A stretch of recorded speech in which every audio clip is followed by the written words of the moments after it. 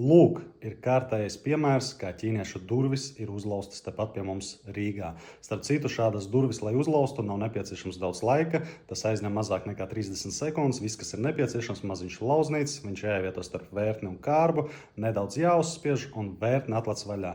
Slēdzeņu rīģeļi tiek bojāti, salokās un viņi neiztur slodzi. Tādēļ, ka šīs durvis nav paredzētas aizsardzībai. Tās vienkārši durvju imitācija, kas izskatās dažkārt labi, maksā ļoti lēti un tādēļ cilvēki viņas izvēlās. Bet, diemžēl, nonāk ļoti sliktā situācijā. Tādēļ, ka patiesībā šīs durvis ļoti piesaista zagļu uzmanību.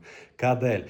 Tādēļ, kad, lai atvērtu šīs durvis, nav jābūt prasmēm. Attiecīgi viņas var atvērt jebkurš. Tātad attiecīgi zagļu daudzums uzreiz būtiski palielinās. Ja mēs izvēlamies ļoti drošas durvis, zagļu daudzums uzreiz būtiski samazinās un līdz ar to riski samazinās. Tāpēc es iesaku tiem, kas grib patiesi aizsargāt savu mājokli, izvēlēties durvis, kas ir tiešām drošas, kur ir labas slēdzenes, laba konstrukcija, biezs metāls.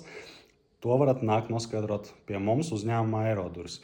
Un, starp citu, tiem, kuriem ir ķīniešu durvis jau tagad dzīvoklim, es silti iesaku jau šobrīd aizdomāties par savu mājokļa drošību, tādēļ, ka šis bums ir tikai sācies, viņš jau iet, un attiecīgi zādzību skaits tikai pieaugs un pieaugs, līdz ar, diemžēl, ekonomiskās situācijas pasliktināšanos.